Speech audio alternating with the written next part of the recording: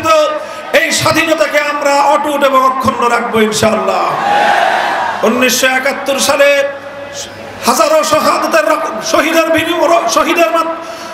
রক্তের বিনিময়ে 71-এর যে মুক্তিযুদ্ধ হয়েছিল, 16ই ডিসেম্বর 1971 সালের ঐতিহাসিক বিজয় অর্জন করার অল্প কয়েক মাসের মধ্যেই এদেশের মুক্তিযুদ্ধে আত্মদানকারী সকল শহীদদের শাহাদাতের প্রতি বৃদ্ধাঙ্গুলি প্রদর্শন করে বাংলাদেশের হাজার বছরের ইতিহাস এবং ঐতিহ্যকে ভুলুণ্ঠিত করে অন্য আরেকটি দেশের সংবিধানের মূল নীতিগুলোকে একটি প্রেসক্রিপশনের মাধ্যমে বাংলাদেশের জাতির উপর সংবিধান আঁকা। সালাতু ওয়াস সালামু আলা সাইয়্যিদিল আম্বিয়া ওয়াল মুরসালিন ওয়া আলা আলিহি ওয়া আসহাবিহি ওয়া মান তাবিআহুম ওয়া দাআ বিদাওয়াতিহিম ইলা ইয়াউমিদ্দিন, আম্মা বা'দ।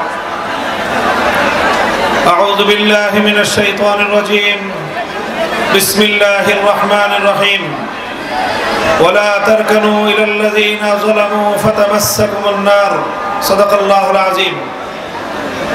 বাংলাদেশ খেলাফত মজলিস নান্দাইল উপজেলা শাখা কর্তৃক আয়োজিত আজকের এই গণসমুদ্রে পরিণত হওয়া গণসমাবেশে উপস্থিত সংগ্রামী সভাপতি, উপস্থিত বাংলাদেশ খেলাফত মজলিস ও সহযোগী সংগঠন সমূহের বাংলাদেশ খেলাফত যুব মজলিস ও অন্যান্য সহযোগী সংগঠনের কেন্দ্রীয়, জেলা ও উপজেলা নেতৃবৃন্দ, থানা নেতৃবৃন্দ, সমবেত বিভিন্ন অঞ্চল থেকে আগত আমার প্রাণপ্রিয় সংগঠনের নেতাকর্মী ও সর্বস্তরের তৌহিদি জনতা, নান্দাইলবাসী, সর্বপ্রথম আজকে আমি আপনাদেরকে অভিনন্দন জ্ঞাপন করছি যে আজকে এই সমাবেশে আপনাদের এই বিপুল পরিমাণের উপস্থিতি বাংলাদেশে ইসলামী বিপ্লবের সম্ভাবনাকে শক্তিশালী করেছে।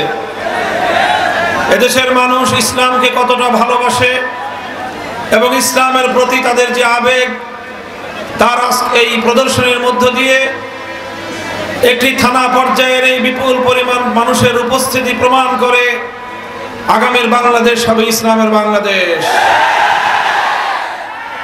আমি আল্লাহ পাক রব্বুল আলামিনের শুকরিয়া আদায় করছি, যেই মহান রব্বুল আলামিন বাংলাদেশের মানুষের বুকের উপর জগদ্দল পাথরের মতো চেপে বসা স্বৈরাচারী সময়ের ফেরাউন, জালিম শাহী ফ্যাসিবাদী শেখ হাসিনাকে উৎখাত করে দিয়ে এদেশের মানুষকে মুক্ত বাতাসে নিঃশ্বাস গ্রহণ করার সুযোগ করে দিয়েছেন। আল্লাহুম্মা লাকাল হামদু ওয়া লাকাশ শুকর। আজকের এই সুবর্ণ সময়ে স্মরণ করছি সেই সকল শহীদানদেরকে যাদের রক্তের বিনিময়ে অর্জিত হয়েছে 5ই আগস্টের এই মহান স্বাধীনতা। 2009 সালের পিলখানা ট্র্যাজেডিতে শাহাদাত বরণ করে 57 জন সেনা কর্মকর্তা, 2013 সালের শাপলা চত্বরে নবী প্রেমের জ্বলন্ত দৃষ্টান্ত হিসেবে শাহাদাত বরণকারী হেফাজতে ইসলাম বাংলাদেশের নবী প্রেমিক শহীদানদেরকে স্মরণ করছি।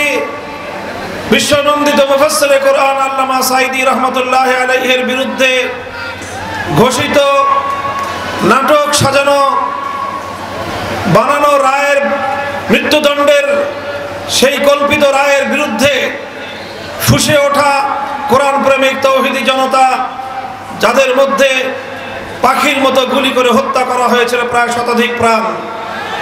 স্মরণ করছি 2014-15 সালে একটি একতরফা নির্বাচন করতে গিয়ে গুম, খুন ও হত্যাকাণ্ডের শিকার হয়েছিল বিরোধী দলের যে সকল নেতাকর্মীরা। স্মরণ করছি 2021 সালে বাংলাদেশের স্বাধীনতার সুবর্ণ জয়ন্তী উদযাপনকালে বাংলাদেশের গণমানুষের ইচ্ছা এবং আকাঙ্ক্ষাকে উপেক্ষা করে মুসলমানদের খুনি নরেন্দ্র মোদীকে বাংলাদেশে আনতে গিয়ে অতঃপর শান্তিপ্রিয় হেফাজতে ইসলামের বিক্ষোভ সমাবেশগুলোতে, বিক্ষোভ মিছিলগুলোতে ঠান্ডা মাথায় পাখির মতো গুলি করে হত্যা করা হয়েছিল 25 জন থেকে বেশি, 25-26 জনের মতো হেফাজতের নেতাকর্মীদেরকে। আর সর্বশেষ 2024 সালের জুলাই এবং আগস্ট মাসে বাংলাদেশটাকে মৃত্যুপুরীতে পরিণত করে ছাত্র জনতার বৈষম্য বিরোধী আন্দোলনকে রুখতে গিয়ে দলীয় সাঙ্গ, হেলমেট লীগ, হাতুড়ি লীগ সহ সন্ত্রাসী লীগকে উস্কে দিয়ে, লেলিয়ে দিয়ে এবং প্রশাসনের মধ্যে ঘাপটি মেরে বসে থাকা আওয়ামী দালালদের ঠান্ডা মাথায় হেলিকপ্টার থেকে স্নাইপার দিয়ে নানাভাবে পরিকল্পিত গুলি করে করে হত্যা করা হয়েছে ১.৫ সহস্র বাংলাদেশের দামাল কামাল ছাত্র জনতা ও আবার বৃদ্ধ মানুষকে। এই সকল শহীদানদের রক্তের প্রতি আমরা শ্রদ্ধা নিবেদন করছি এবং সকল শহীদ মুসলমানদের জন্য আমরা মহান রব্বুল আলামিনের দরবারে তাদের শাহাদাত কবুল করে রুহের মাগফিরাত কামনা করছি। সেই সঙ্গে আমরা শপথ করছি এই সকল শহীদদের রক্তের সঙ্গে ইনশাআল্লাহ আমরা কোনোদিন বেঈমানি করব না, আমরা গাদ্দারি করব না, এবং কেউ যদি এই রক্তের সঙ্গে গাদ্দারি করতে চায় আমরা প্রতিরোধ করব। যে জাতি তার শ্রেষ্ঠ শহীদানদের প্রতি শ্রদ্ধা বজায় রাখতে পারবে না, সে জাতি তাদের স্বাধীনতা রক্ষা করতে পারবে না। এজন্য আজকে শপথ নিতে হবে, আগস্ট বিপ্লবে যারা শাহাদাত বরণ করেছেন, আল্লাহর নবীর ইজ্জতের হেফাজত করতে গিয়ে 2013 সালে যারা শাহাদাত বরণ করেছিলেন, সেই শহীদানদের আত্মার শান্তির জন্য আমরা তাদের অভিপ্রায়, তাদের ইচ্ছা এবং আকাঙ্ক্ষিত একটি সোনার বৈষম্যহীন বাংলাদেশ গড়ে তুলব ইনশাআল্লাহ।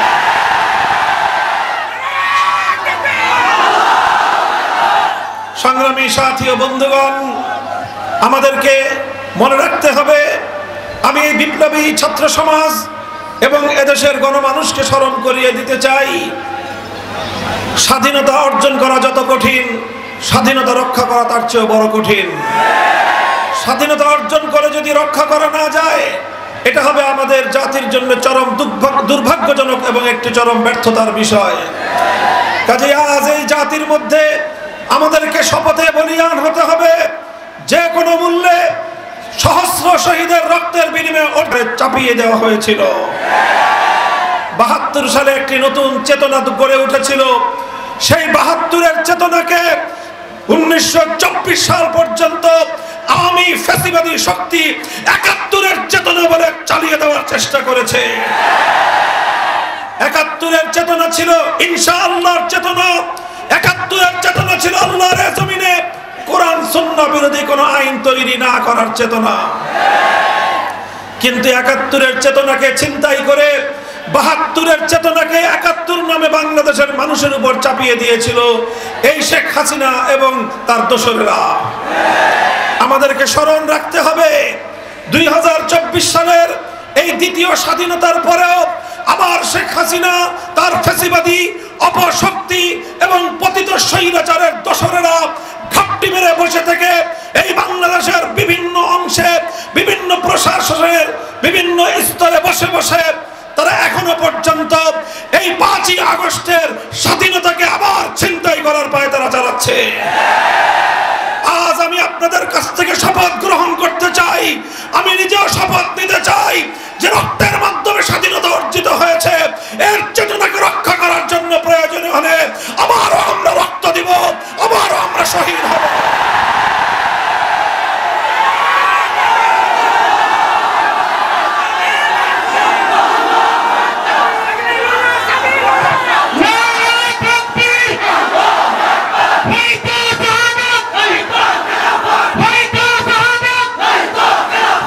সংগ্রামী সাথী ও বন্ধুগণ, একথা পরিষ্কার মনে রাখতে হবে, 2024 সালের জুলাই এবং আগস্ট বিপ্লবের যে প্রধান শক্তি ছিল আমাদের, সেটা হলো শেখ হাসিনা এবং তার দোসরদের বিভাজনের রাজনীতিকে উপেক্ষা করে বাংলাদেশের মানুষ ঐক্যবদ্ধ হতে পেরেছিল। শেখ হাসিনা চেয়েছিল দেশটাকে সবসময় বিভক্ত করে রাখতে।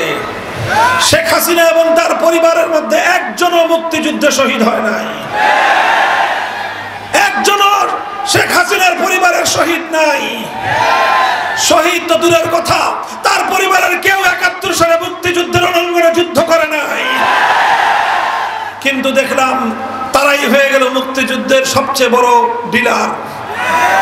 এরপর দেখলাম বাংলাদেশকে বিভক্ত করবার তাদের পায়তারা, যারাই তাদের রাজনীতির কথা না শুনে, যারাই তাদের সঙ্গে একমত পোষণ না করে, যারাই তাদের বাকশালের বিরুদ্ধে রুখে দাঁড়ায়, যারাই তাদের ফ্যাসিবাদের বিরুদ্ধে রুখে দাঁড়ায়, যারাই তাদের জুলুম শোষণের বিরুদ্ধে লড়াই করতে ময়দানে নামে, তাদেরকে রাজাকার বলে আখ্যায়িত করার ষড়যন্ত্র।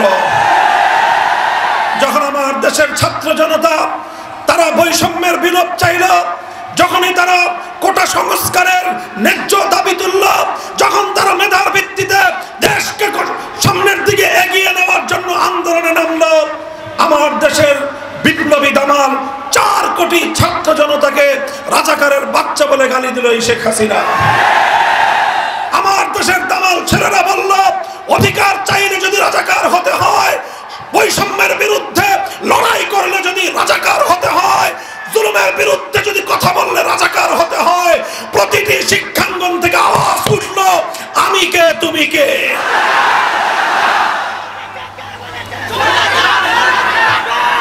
সংগ্রামী সাথী ও বন্ধুগণ, সেদিনই শেখ হাসিনার ভাগ্য নির্ধারিত হয়ে গিয়েছিল। এদেশের ছাত্র জনতা তাকে লাল কার্ড প্রদর্শন করেছিল, কিন্তু এরপরও পেশি শক্তির বলে তার সন্ত্রাসী ছাত্রলীগকে ছাত্র জনতার বিরুদ্ধে লেলিয়ে দিয়ে ছাত্র জনতাকে ভয় পাইয়ে দিতে চেয়েছিল, ছাত্র জনতাকে খুন করে তাদের আন্দোলনকে দমিয়ে দিতে চেয়েছিল।